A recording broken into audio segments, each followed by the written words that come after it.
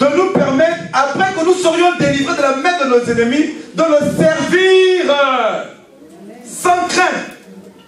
Bien aimé, nous aspirons tous à servir Dieu. Alléluia. Et je vous encourage à servir Dieu. Mais pour bien servir Dieu, tu dois d'abord être délivré de tes ennemis. Tu ne le serviras pas librement. Tu ne le serviras pas librement. Chacun d'entre nous, bien-aimés, nous revenons de quelque part. Nous avons des oppositions. Nous avons des combats. Nous avons des attaques. Les oppositions et les attaques ne vont jamais finir. Alléluia. Mais avant de te lever pour servir Dieu, pour dire je suis appelé de Dieu, maintenant je me lève pleinement, bien-aimé, il y a d'abord des ennemis que tu dois d'abord vaincre. Il y a une catégorie de démons avec lesquels tu dois d'abord en terminer. Amen. Sinon tu ne serviras pas Dieu avec paix. Tu ne serviras pas sans crainte. Parce que ces ennemis t'empêcheront de progresser. Voilà pourquoi en d'autres termes, et voilà qu'on va prier tout à l'heure, tu dois aspirer à la délivrance. Tu dois aspirer à rompre avec tous les liens, bien aimés. C'est pas parce que nous parlons en langue qu'on ne peut ne pas avoir de démons ou de liens. Alléluia. Alléluia. On peut parler en langue, on peut prophétiser, on peut avoir des visions. Et le danger même c'est quoi? C'est comme si on n'est pas totalement nettoyé, nos visions peuvent être des fausses visions. Nos prophéties peuvent être de fausses prophéties. Alléluia. Alléluia. Parce qu'il y a certaines catégories d'esprits qui sont mandatés par le diable pour imiter la révélation de Dieu, pour tromper le peuple de Dieu. Parce que dans une église, si l'esprit de Dieu prophétise, l'église est souillée. Alléluia. Alléluia. Dans une église, l'esprit de Python prophétise, l'église est souillée. Nous ne voulons pas être souillés par un esprit impur. Nous voulons la véritable prophétie, la véritable révélation, la véritable parole de connaissance, la véritable prophétie, la véritable vision, celle qui vient de Dieu. Parce que lorsqu'elle vient de Dieu, elle est accompagnée d'une puissance. Mais lorsqu'elle vient du diable, la Bible dit celui qui obéit à un esprit, au diable ou au péché, est esclave du péché. Alléluia. Vous savez, lorsque vous n'êtes pas délivré, le diable, regardez parfois, je veux envoyer, je veux, c'est le diable. Je veux appeler le prophète, c'est le diable. Je veux envoyer un message, c'est le diable. Je veux, mais je n'arrive pas, c'est tout simplement le diable. C'est tout simplement le diable. Parfois tu veux te lever, je vais aller chercher le travail, je vais aller à l'entretien, je veux aller, tu n'y arrives pas, c'est tout simplement le diable. Ça veut dire que quelque part, il y a encore une petite influence. Il y a encore une petite emprise qui est là, il a encore la capacité de retarder, de t'empêcher d'accomplir les desseins de Dieu. Parce qu'il sait que si tu te déplaces comme le frère, heureusement il a été violent pour venir à l'église, le Saint-Esprit l'a visité et il a été restauré, comme il a dit, au-delà même de ce qu'il avait avant. Alléluia. Beaucoup de personnes de nos jours, parce qu'on ressent qu'on a l'onction, on connaît la parole de Dieu, on a la révélation de la parole de Dieu. Bien aimé, s'il y a un ministère, si je peux appeler ce ministère que moi je respecte beaucoup dans le service de Dieu, c'est la délivrance. Il dit, écoutez bien, là il parle des serviteurs de Dieu, nous sommes tous des serviteurs. Il dit selon le serment par lequel il avait juré à Abraham notre Père, de nous permettre, écoutez, il va envoyer un sauveur. Là il parle de Jésus, au verset plus haut. Mais il dit de nous permettre, après que nous serions délivrés de nos ennemis, maintenant de le servir sans crainte. Alléluia. Pourquoi? Parce que l'opposition extérieure ne va jamais manquer. Mais s'il y a une autre opposition qui est là, que tu traînes depuis des années, une opposition qui a été donnée de père en fils ou de mère en fille, etc., tu auras du mal même à combattre ce qui est à l'extérieur. Alléluia.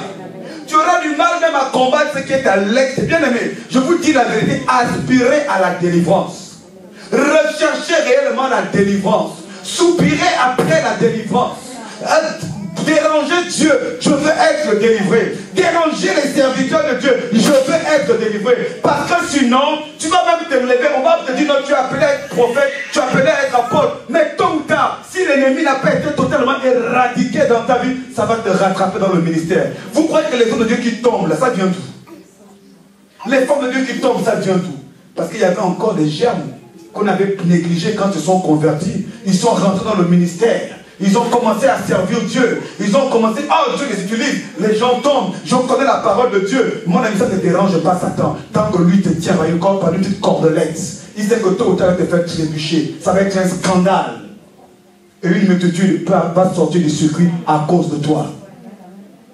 Alléluia. Il y a des ministères que le diable, où Dieu, dans la vie de certains pasteurs, certains hommes de Dieu, le diable est là tapis dans l'ombre. Il attend que Dieu te lève, Dieu te lève, Dieu te lève, Dieu te lève pour mettre un scandale tout simplement. Alléluia. Alléluia. Alléluia. Bien-aimé, aspire d'abord à terminer avec ces ennemis-là. Tu dois, bien-aimé, quand j'ai appris à connaître Jésus, je n'ai pas couru d'abord, non, je suis appelé, je me dis non, ma vie doit changer. Bien-aimé, tout le monde d'entre nous, on est passé par des situations terribles. Alléluia. Une fois, j'ai pris une feuille. Amen. J'ai pris une feuille. Je sentais déjà l'onction. Je savais que Dieu va m'utiliser. Mais une fois, j'ai pris une feuille. Amen. J'ai noté tous les problèmes que j'avais. J'ai dit, Seigneur, aujourd'hui, je cite toi. Je cite toi. Je te cite toi. Je te cite toi. Mauvaise pensée. Pensée impure. Pornographie. Colère. Haine. Mensonge. Jalousie. Envie. Toutes les choses que le diable essaie, là où il t'a pris, il veut te ramener dedans. Tu dis, je ne peux pas servir Jésus avec ça. Ne fais pas semblant parce que tu parles en langue et puis c'est que tu as des problèmes et tu vois ça va partir seul, ça ne part pas seul. Un démon, ça se chasse. Ça c'était le dicton, comment on dit? On dit dicton, hein? Non. Il y a un terme là. Voilà, dans mon église. On dit un démon, on se lève tous, ça se chasse. Un démon, ça se chasse. Un démon, ça se chasse. Ça ne se négocie pas. Jésus n'est pas venu pour cohabiter avec le diable. Jésus est venu pour chasser le diable. Il est venu pour détruire les œuvres du diable. Ne pense pas que ça va partir seul. Et d'ailleurs, si ça part seul, tout dépend de là où tu es. Il y a beaucoup de chrétiens, tu sais que tu as besoin de délivrance. Mais comme il y a un démon qui est un peu en toi, qui met en toi des velléités de succès, de l'homme qui réussit dans les affaires, tu vas t'asseoir dans une église où on ne parle que du succès, de la promotion, de la réussite. Alors tu as des problèmes d'immoralité, tu as des problèmes de mari de nuit, tu as des problèmes de ceci, de cela. Mais reste là où il y a le feu. Beaucoup, si on dit ça aux gens, mais je vais bientôt recommencer à dire aux gens de recruter certaines choses. Parce que parfois, afin de trop mettre les gants aussi, on ne rend pas service aux gens. Bien aimé, en fonction de ta condition spirituelle, choisis une église où il y a le feu, là où il y a la délivrance. Amen. Choisis là où il y a le feu.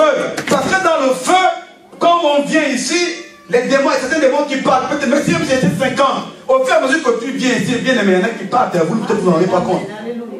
Amen. Vous avez vu hier, la soeur, hier c'était pas un programme de délivrance. Hier on n'allait pas plus prier pour les gens. On ne venait pas du tout pour prier pour quiconque ce soit. On venait pour faire classe biblique. Et le Saint-Esprit, on était là, l'onction a commencé à se manifester. Et l'Esprit est venu et on a prié pour la soeur. Et aujourd'hui, elle avait son visage rayonnant. Et elle est libre. Amen. Elle est libre. Amen. Elle est libre. Amen. Mais si elle avait été là où on dit non, les 24 clés du succès. C'est pas mauvais, hein. Mais sauf qu'il y a un esprit qui succède en toi. Les 24 clés du succès professionnel ne chassent pas un démon. Tu peux la prendre un temps, toi peu. Hein? Mais moi, maintenant, je vous dis la vérité. Je vous dis comme je pense. Amen. C'est pas mauvais. Hein? Tu as le droit de réussir professionnellement. Mais si tu as les 24 clés du succès et que tu as un démon d'anti-succès, il n'y aura plus de succès. Il n'y aura jamais de succès. Ou bien tu auras l'impression d'avoir le succès et à un moment donné, bam. Parce que les 24 clés du succès peuvent être que de la psychologie. Mais le démon est spirituel, c'est une réalité. C'est une chaîne, c'est un lien. Et les liens ne partent pas par la psychologie. Les liens ne partent pas parce que tu connais les clés du succès. Les gens du monde, tu vas aller dans une entreprise, mais lui il réussit, il a fait les 24 clés du succès, lui il a marché. Mais tu oublies une chose, lui il n'est pas chrétien. Donc Satan, il ne dérange pas. Toi tu es chrétien. C'est ce que vous oubliez. Il réussit avec les 24 clés du succès parce que lui il est païen. il ne dérange pas Satan. Satan, il est déjà son esclave. Il est déjà dans son camp. Mais toi, tu es enfant de Dieu. Satan veut te faire du mal. Le but de Satan ne veut pas que tu réussisses. Amen. Donc quand tu vas aller apprendre les 24 clés du succès, ou les 70 clés du succès, ou les 70 clés pour avoir un mariage réussi, le diable va se dire, mais dans ta famille, personne ne se marie. Ta mère ne s'est pas mariée, ton père ne s'est pas marié. Apprends les 70 clés d'un mariage réussi, mais dans toute ta famille, il n'y a que des divorces. Et ça va te rattraper, malgré les 70 clés du succès du mariage. On ne vous dit pas la vérité. Voilà la vérité, voilà l'évangile pur. Concentré, sucré. Et qui délivre. Amen. Amen. Depuis qu'on prêche, moi je toujours rejoins, mais depuis qu'on fait les conférences à Paris, que les clés de la réussite, il y a combien de milliardaires chrétiens à Paris? Montrez-les-moi. Montrez-moi un milliardaire, des milliardaires, parce que depuis qu'il y a beaucoup d'églises ici à Paris, toutes les années il y a des séminaires, il y a des conférences. Comment réunir, réussir? Il y a combien de milliardaires chrétiens depuis qu'on fait ça? Vous savez pourquoi? Parce que tout ce qu'on dit est bien, mais il y a une opposition spirituelle. C'est tout simplement la vérité. C'est tout simplement la vérité. C'est tout simplement la vérité. Si ça marchait, il y a des églises matin, midi et soir où on ne prêche que sur le succès. Montrez-moi les millionnaires en euros dedans. Montrez-moi les millionnaires en euros si ça marche. Non, bien aimé, vrai ou faux? Montrez-moi les millionnaires chrétiens en euros. Puisque ça doit être censé marcher. Sinon, on va les voir dans les magazines. Voilà, on va les voir les magazines. Où sont les millionnaires chrétiens? Parce que le problème, c'est qu'on oublie le spirituel. On oublie le spirituel. Bien aimé, quand tu es chrétien, sache une chose. Tu as besoin de la puissance de Dieu, peu importe ce que tu fais, même si tu vends des cacahuètes. Amen. Parce qu'apprends du fait que tu es Jésus-Christ de Nazareth, le monde spirituel t'est indexé comme une cible à battre. Parce que tu as l'étoile brillante du matin qui est sur toi. Le monde spirituel te voit quand tu passes, quand tu ne le vois pas. Même eux, ils te voient. Quand tu passes dans le métro, les démons qui sont là voient, ils savent que tu es enfant de Dieu. Tu n'es pas Dieu. Il faut l'arrêter. Il ne doit pas rentrer dans sa destinée. C'est ça la vérité. C'est ça la vérité. Les démons, ils savent que tu es chrétien. Ils voient la marque de l'agneau, la marque de Dieu sur toi. Et même dans ton entreprise, on te met les pressions. Pourquoi? Si tu es un patron qui est franc-maçon, qui est un troisième, il sait que tu es chrétien. Même si tu le gâtes, il va te faire du mal. Il va te faire broyer du noir. Parce que tu es enfant de Dieu. Il va te montrer que tu ne passeras pas tant qu'il est là. Ah bien, c'est la vérité. C'est la vérité, enfant de Dieu. C'est la vérité. Parce que eux, ils établissent leur loi. Et cette loi, on ne peut la résister que par la puissance du Saint-Esprit. Ah, bien aimé, c'est ça la vérité. C'est ça la vérité. On est dans un monde de confrontation. Vous pensez que tous les problèmes que vous entendez dans telle église a un problème de salle, telle église a un problème de ceci. C'est spirituel tout simplement. Telle église a un problème de ceci. Parce que Satan ne veut pas que la lumière brille, que les gens ne connaissent pas la vérité, connaissent la vérité. Il faut arrêter. Parce que si tu réussis, parce que tu es enfant de Dieu, ça va être un témoignage. Et les gens vont se convertir. On dit, ah mais elle a pu réussir, elle a pu réussir sans être franc-maçon. Il a pu réussir sans faire de sacrifice humain. Il a pu réussir sans se prostituer. Il a pu réussir sans faire comme les gens du monde. Donc on va aller voir son Dieu. Puisque ceux qui font ces choses-là, ils n'ont pas de paix. Ils vont dire, mais pourquoi souffrir? Pourquoi faire des sacrifices? Pourquoi faire ceci? Pourquoi se faire humilier? Pourquoi subir telle ou telle chose alors que lui, il ne fait pas ça comme nous, mais il a réussi. Donc pour que les gens ne quittent pas ces loges, le diable fait tout pour bloquer les enfants de Dieu. Et amen. Parce que si tu réussis, les gens vont dire, ah mais on peut. Donc c'est possible. C'est possible. Sans verser du sang. C'est possible. Sans porter de tablier. Alléluia. Alléluia. Alléluia. Alléluia. Bien aimé, sachez une chose. Si Dieu veut nous élever, c'est pour la gloire de son nom. C'est pour témoigner et manifester de sa gloire. Et il y a quelque chose que vous devez comprendre. Dans la délivrance, et on va s'arrêter sur ce point, Tu dois d'abord régler tes problèmes des origines. Avant de regarder ce qui vient du dehors. Amen. Dis oublie d'abord à l'extérieur.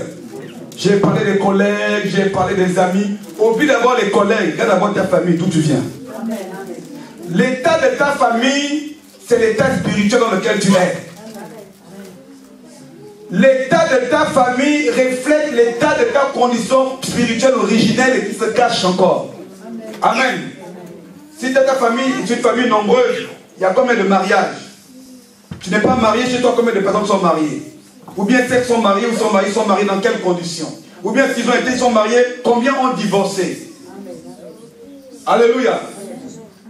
Regarde d'où tu viens, regarde dans ta contrée, regarde dans ton village. Cela te dit exactement quels sont les esprits qui sont derrière ton dos. Combien travaillent? Combien ont réussi? Ou encore, s'ils ont réussi, dans quelles conditions ils ont réussi?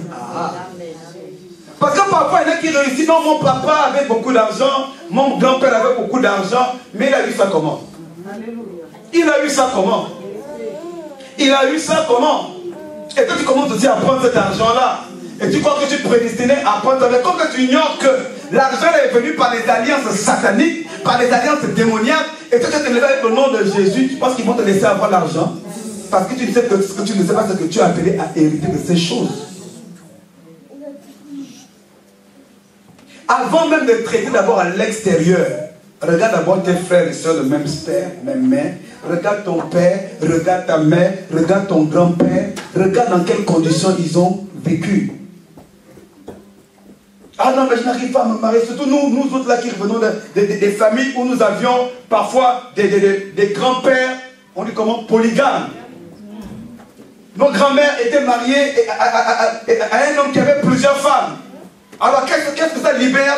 Ça libère quoi? Dans l'esprit de l'homme, un esprit d'infidélité. Il veut tu aller voir à côté, il dit que c'est dans le sang. Papa, le grand-père, a eu plusieurs femmes. Hein? Il avait tout un harem, 7 femmes, 8 femmes. Alléluia. Et donc ça libère cet esprit-là chez l'homme et chez la femme aussi. Tu as un esprit, puisque tu es habitué à ta grand-mère partager son mari, toi aussi, tu as un esprit là, quelqu'un tu peux aussi partager ton mari. Il faut briser ça. Amen. Ton mari s'est marié avec toi, il était bien.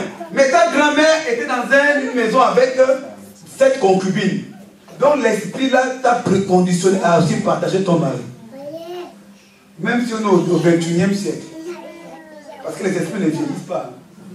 Les esprits ne connaissent pas la mode. Les esprits ne connaissent pas tout ce qu'on voit là, les antennes paraboliques. Eux, ils s'en foutent de ça. Mais eux, ils connaissent leurs œuvres. Les démons et leurs œuvres n'ont jamais changé. Eux, ils sont là pour accomplir leurs œuvres.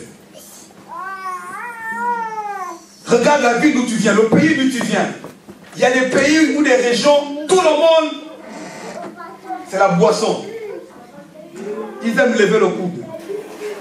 Alléluia. Il y a des contrées comme ça, où les gens aiment la bière. Les gens aiment l'alcool. Quand tu le veux ou non, tu peux bien commencer à avoir une bonne éducation, même aller en Chine, même aller loin d'eux. Ça va te rattraper. Parce que tu fais partie de la lignée. Alléluia. Alléluia.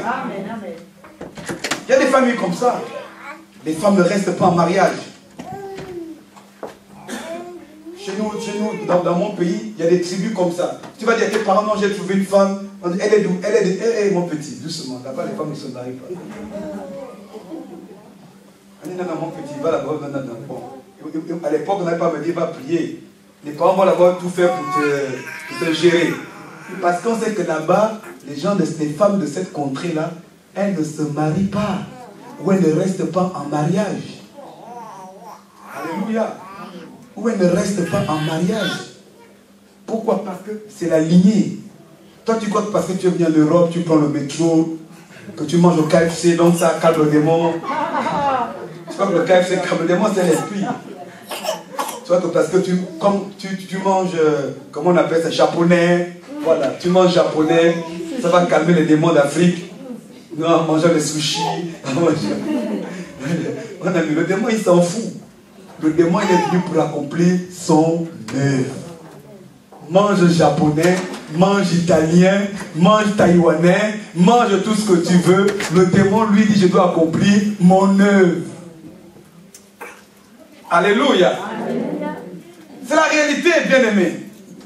Ce sont les raisons lesquelles nous sommes.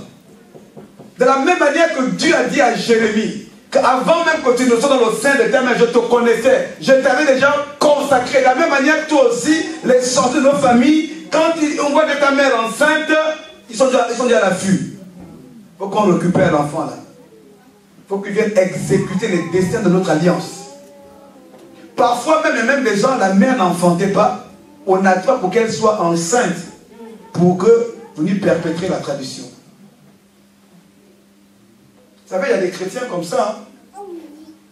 J'ai connu une personne qu'on avait consacrée chef au village. Et dans son ministère, un frère, ça le dérangeait. Il était avec nous, on avait tous l'appel de Dieu, mais il avait cette lutte-là en lui. Entre aller au village, récupérer la couronne du commandement du village, ou accepter de suivre Jésus-Christ et devenir pasteur. Donc le frère était là avec nous, il luttait avec ça. Et quand son père est mort, c'était au Cameroun, il fallait qu'il aille récupérer les crânes. La nécromancie.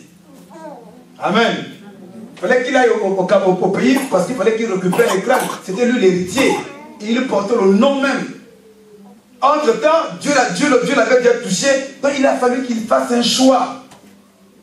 Il a renoncé à tout l'héritage. Ma femme le connaît. Il a renoncé, pourtant, il y avait beaucoup d'argent. Mais sauf qu'il y avait une condition, c'est le crâne. Tu veux l'héritage, mais accepte le crâne. Il y a l'argent, il y a le nom, mais accepte le crâne. Parce que l'argent est venu par le, et l'argent est maintenu par le. C'est soit le crâne ou rien. Donc le frère, lui, il a dit, bon, moi j'ai compris, il n'est même pas allé à l'enterrement, il n'est même pas parti à l'enterrement de son père. Il a préféré refuser d'aller à l'enterrement de son père. D'ailleurs, je crois même qu'à l'époque, Dieu avait même tellement bien fait les choses, il n'y avait pas de papier. Donc il ne prenait pas de papier. Je crois qu'il me semble qu'à l'époque, il n'avait pas de papier. Il était en train de régulariser ses papiers. Et maintenant, il a les papiers, il travaille, il a une famille, il est bien établi en France, tranquille, il a même acheté une maison. Il a combattu avec la grâce de Dieu. Mais il a fallu qu'il renonce au crâne, à l'héritage. Alléluia. Bien aimés, ne soyez pas ignorants et ne faisons pas semblant de nos origines. On va terminer, après on va prier. On va prendre Ézéchiel 3. Vous allez voir comment Dieu parle. Quand souvent on dit, oh Israël péchait, Israël ceci, Israël tombait, Israël abandonnait Dieu. Vous allez comprendre pourquoi Israël n'était pas stable. Ézéchiel chapitre 3, versets 1 à 8. Ézéchiel chapitre 3. Vous allez voir pourquoi Israël n'était pas stable. Hein, souvent quand on faisait la Bible, on voyait toujours Israël allait adorer des faux dieux, n'est-ce pas? Vous allez comprendre pourquoi, vous allez comprendre aujourd'hui. Ce n'est pas de leur faute. C'était un problème d'origine, et bien. Et quand Dieu le permettra, on va développer ça un peu plus en profondeur. Vous avez trouvé Ézéchiel 3. Il me dit, fils de l'homme, mange ce que tu trouves, mange ce rouleau, parce que et va par la maison d'Israël. J'ouvris la bouche et il me fit manger ce rouleau. Il me dit, fils de l'homme, nourris ton ventre et remplis tes entrailles de ce rouleau que je donne. Je le mangeai. Attendez de voir comme ça, peut-être pour sauter.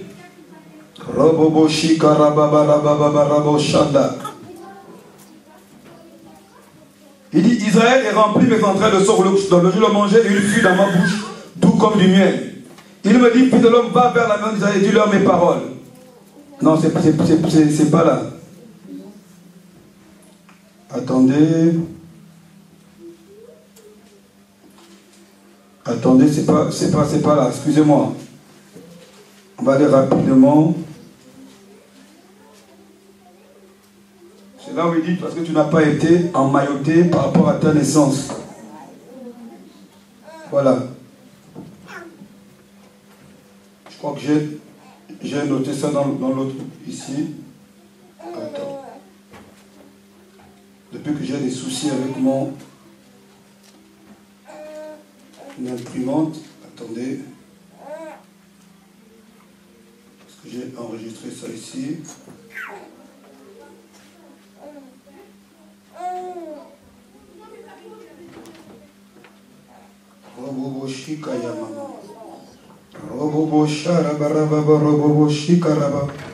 Ézéchiel plutôt 16. Plutôt 16. Je sais pas pourquoi j'ai mis Ézéchiel 3. Oui, c'est ça, Ézéchiel 16. Ézéchiel 16, voilà. La parole de l'Éternel me fut adressée en ces mots. Fils de l'homme.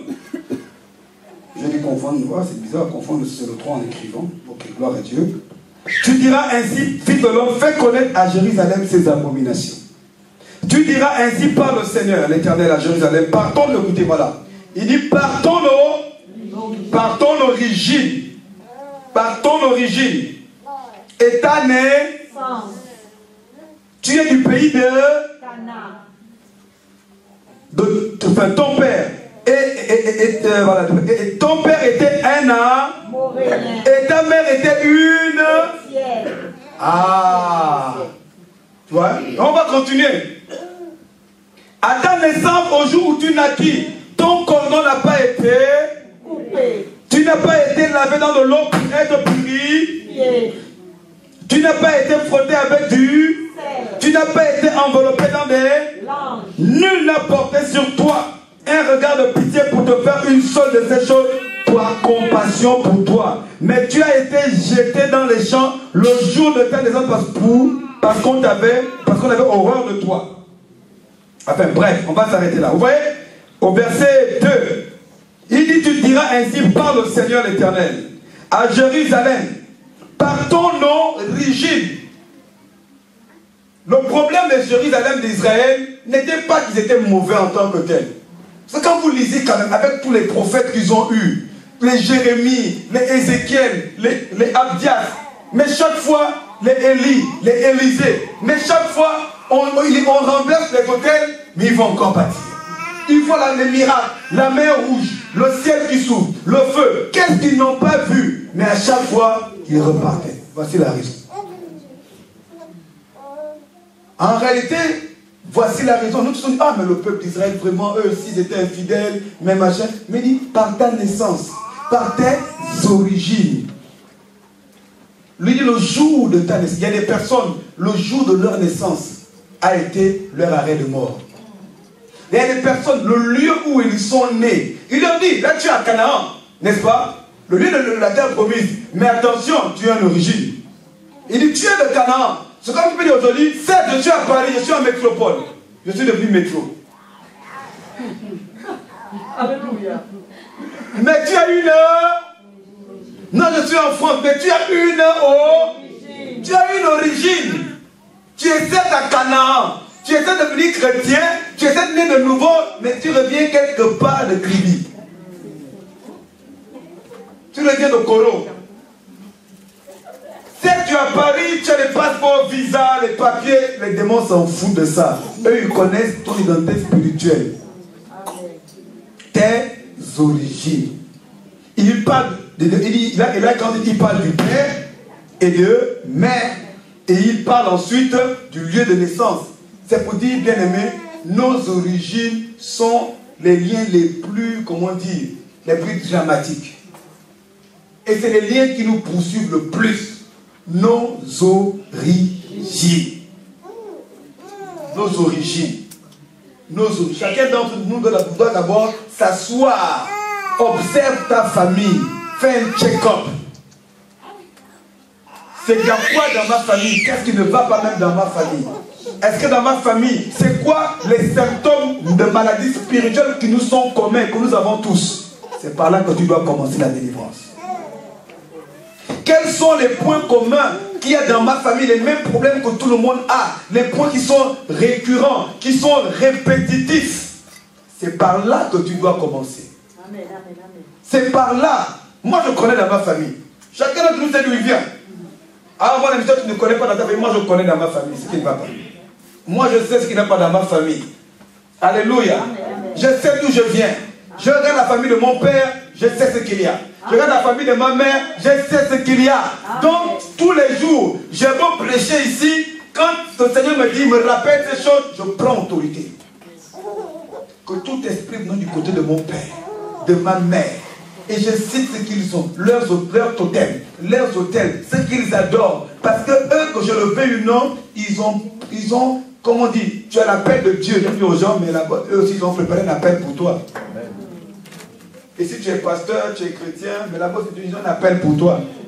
Là-bas aussi, il y a 3 appels. Écoutez, il y a l'appel de Dieu, il y a l'appel scolaire, tu fais des études, tu te dis non, je vais être commandant, je vais être infirmier, je vais être banquier. C'est l'appel, c'est un projet, c'est un appel que tu te donnes quelque part. Mais il y a aussi l'appel dans ta famille. Soulard, drogué, brigand, prostituée, c'est un appel pour eux. C'est un appel. On appelle, pour eux, c'est l'appel qu'ils ont pour toi. Sorcier, devin, québoiseur, gardien des affaires. Puisqu'il y a des familles comme ça, de génération en génération, il faut un québoiseur. Il faut un sorcier. Et il y a des esprits qui sont transmissibles de père à fils. Ou encore de grand-père à petit-fils. Ou de grand-père même, ou de grand-père à neveu. Ils ont des codes. Il y a des démons qui ne se transmettent que de père en fils. Il y a des démons qui ne se transmettent que de grand-père à petit-fils. Ça saute une génération. Le grand-père était sorcier, le père ne sera pas sorcier, mais c'est le petit-fils qui va être sorcier. Il y a des démons comme ça. C'est l'alliance du démon. Lui, c'est le petit grand-père à petit-fils. Il fait des bons. Il fait des bons. Il fait des bons. Il fait des bons. Il fait des bons. Alléluia. Donc, bien aimé, on va s'arrêter là pour aujourd'hui. Je vais d'abord attirer votre attention.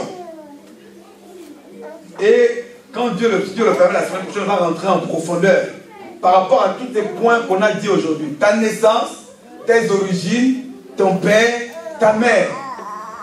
Ton père était comment s'il est mort, bien s'il est vivant. Il est comment ton père? Ta mère est comment? Ton grand-père est comment? Comment sont tes oncles? Comment sont tes tantes? Tout le temps tu entends problème de famille, problème de famille.